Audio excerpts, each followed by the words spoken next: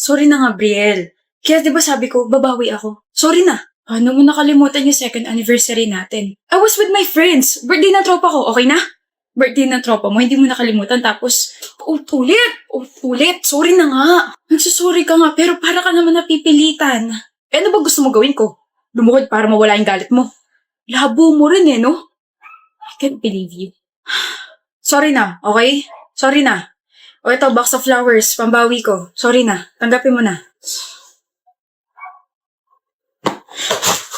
Bakit mo tinapon? Ikaw na nga itong binibigyan ng bulaklak, galit ka pa rin? Papatayin mo ba ako? OA mo Arlo, may allergy ako sa roses, nakalimutan mo na ba? Ha? Hindi ko alam. Ilang beses ko sinasabi sa'yo yun, kaya nga tulips yung palagi mong binibigay sa akin, di ba? I'm sorry, Brielle. Alam mo kung bakit ako ganito? Kasi 2 years na tayo pero parang hindi mo na ako tinuturing na girlfriend eh. Kilala mo pa ba ako? Kinikilala mo pa ba akong parte ng buhay mo? Baka may iba ka na kinikilala dyan. Diyan ka magaling sa mga hinala mo. Kaya pagod na rin sa'yo yung kaibigan mo si Jelay. Bakit nasama rito yung kaibigan ko? Ha? Nag-uusap kayo? Siya ba yung bago mo kinikilala? Kaya pala sabi niya sa akin na nakaraan na kahit anong gawin niya, sana mapatawad ko siya. Oh my gosh. Ano ba, Brielle? Naririnig mo ba yung sarili mo? Let's break up. Brielle, and sana makarama kayong dalawa. Brielle, ano natin? Hindi mo na sinagot tanong ko. Ano ba yung tanong? Sabi ko, ayos ka lang bang nandito si Jelay tsaka si Arlo? Okay lang. Girl, alam kong 2 years na yung nakakalipas pero the fact na pagkatapos yung mag-break ni Arlo, naging sila na ni Jelay after 1 week ay sobrang nakaka-irita. Magalit ka. Napatawad ko na sila. Pero, but I will never forget what they did to me. Okay na rin sa akin na hindi tinolerate ng families nila tsaka yung mga kaibigan nila yung ginawa nila sa akin. Kaya kahit tumagal sila na ilang taon, nakakabit pa rin sa pangalan nila yung salitang traidor at manloloko. Pero okay ka ngayon. Sobrang okay. Actually, sobrang saya ko ngayon. What did I miss? Nasa healthy relationship na ako. Eh? Kanino? Sa captain ng basketball team ng school natin. Kay Ezra? Yung kinakainisan mo? Hi, my love. Hello. Balitaan ko yung ginawa nila Arlo sa'yo. Hayop na yun, kapal nilang paiyakin ka. Ikaw nga, hindi kita pinapaiyak. Tahan na, nagmumukha ka ng siopaw na nilagyan ng blush eh. Kanina ka pa nagsusulat dyan. Anong ginagawa mo? Nililista ko lahat ng mga bagay na gusto mo. Bakit? Gusto ko eh. Init. Ano yung nasa likod mo? Bulaklak? Loklok, may allergy ka ron. Di ka pa pwede mamatay. Marami pa akong plano kasama ka. Basket kasi to na puno ng mga paborito mo.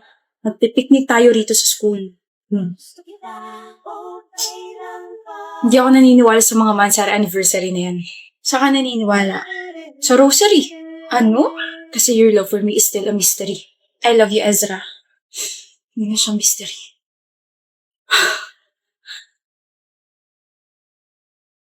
Kasilaw. Yung yung kagandahan mo.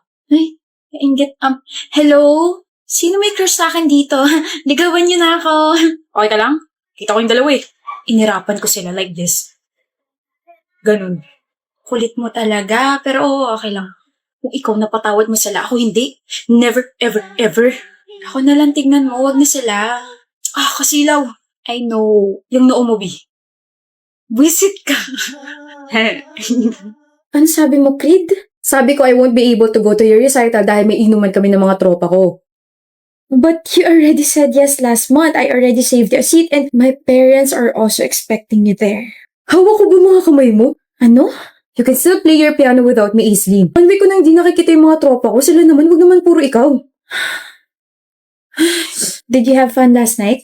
With your friends? Oo naman, sobrang saya nilang kasama. Solid talaga, grabe. Hindi mo sinabing may mga babaeng kasama. Ano ka ba, matik na yun? Tsaka mga syota nila yun. Alang na mapaalis ko sila para sa'yo, di ba?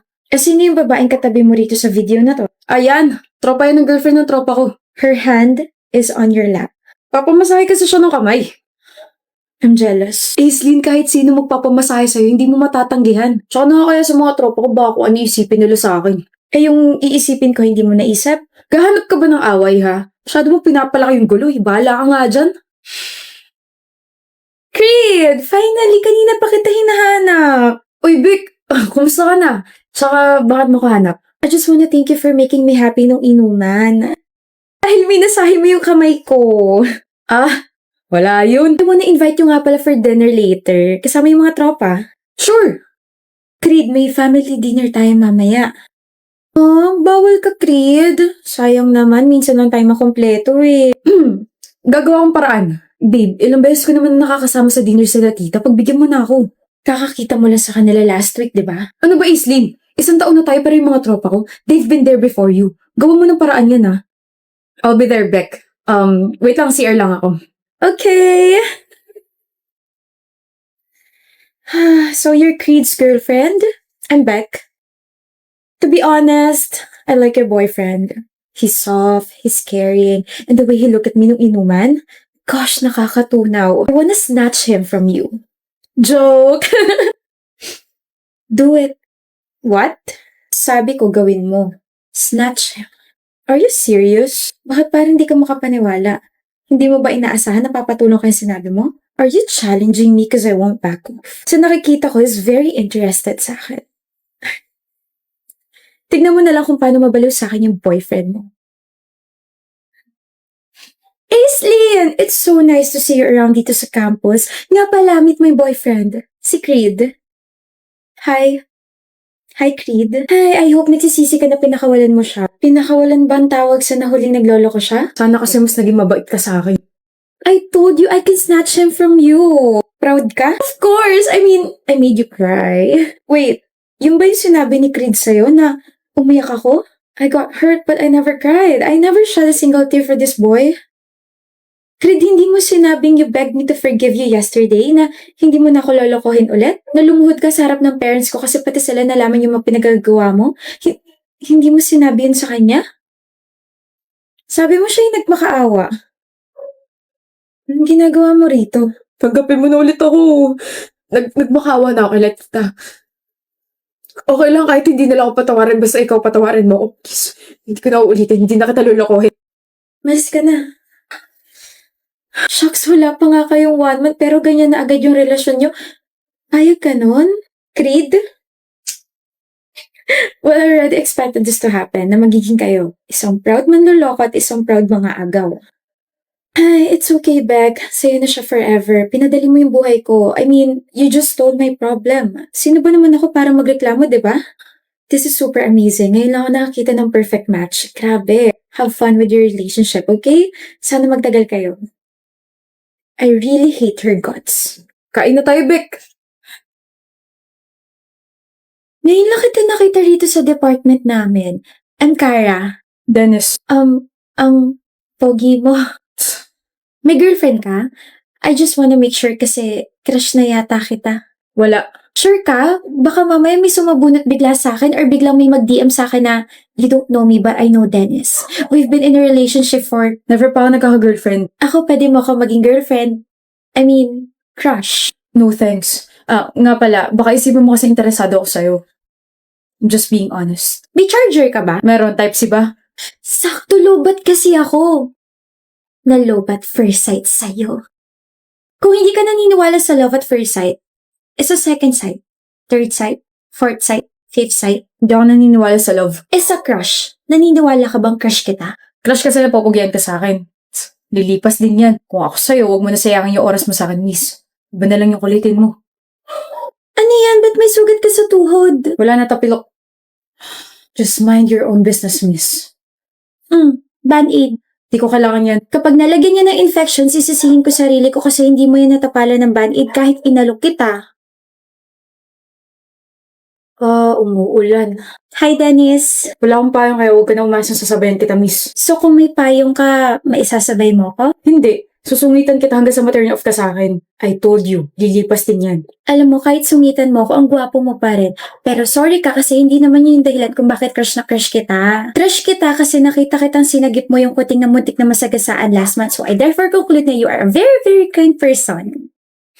O payong, ingat ka sa pag-uwi mo. Paano ka? Oh, I have extra. Nagdadala talaga ako ng isa pa just in case na may friend or kakilala akong walang dalang payong. Huwag mo na isa sa oli sa akin to maulan na sa mga susunod na araw, next week, next month, next year, and next year. Bye, Dennis! See you tomorrow! Good morning, Dennis. Kumain ka na ba? Hindi ako gutom, miss. Hala, hindi ka ba nagpa-breakfast? Here, take my sandwich. Ayoko. Kapag nag-collapse ka, sisisihin ko sarili ko kasi hindi ka kumain kahit inalok kita. Hilig mo mang guilt trip, no? Kainin mo na to and take this bottled water. Hindi ko pa naiinom yan. Paano ka? Alam mo, kahit ang sungit mo sa akin, naiisip mo pa rin talaga ako, no? Na nga yan. Ewan ko sa'yo. Progress tawag dyan. I feel like you're starting to trust me na. Thank you, Dennis. Dapat nga akong nagpapasalamat. Hi, Dennis. Hello. Bakit nandito ka sa stock room? Inutusan ako eh. Ikaw. Kapag stress or malungkot ako, dito ako napunta. Tahimik eh. Balik na lang ako mamaya. Anong problema? Akala ko ba alis ka na? Sasamahan kita. Hindi na. Sige na. Basta dito lang ako. Magtatanong ako Bakit parang takot na takot ka sa tao? Bakit parang ayaw mo nilalapitan ka? Ayaw mo na nagbibuild ka ng connection from other people? Okay. Iniwan ako ng mga magulang ko ng bata ko. Yung nanay ko namatay, tapos yung tatay ko sumama sa ibang pamilya. Nahanap ko siya last month, kaso sinabi niya na lumayo na lang daw ako. Lumaki ako sa tito at sa tita ko, kaso hindi naging maganda yung trato nila sa akin, kaya pinursige ko talaga na makaalis sa poder nila, kaya eto na ako ngayon. I'm currently living alone. Kaya kapag may gustong pumasok sa buhay ko, iniisip ko kaagad na iiwan nila ako. Naiiwan mo rin ako pagdating ng panahon. Kaya huwag mo na sayangin yung oras mo sa akin. Hindi naman kita iiwan eh. Kara, Oh, sinabi mo na yung pangalan ko. nagdudugo yung ilong mo. Kara!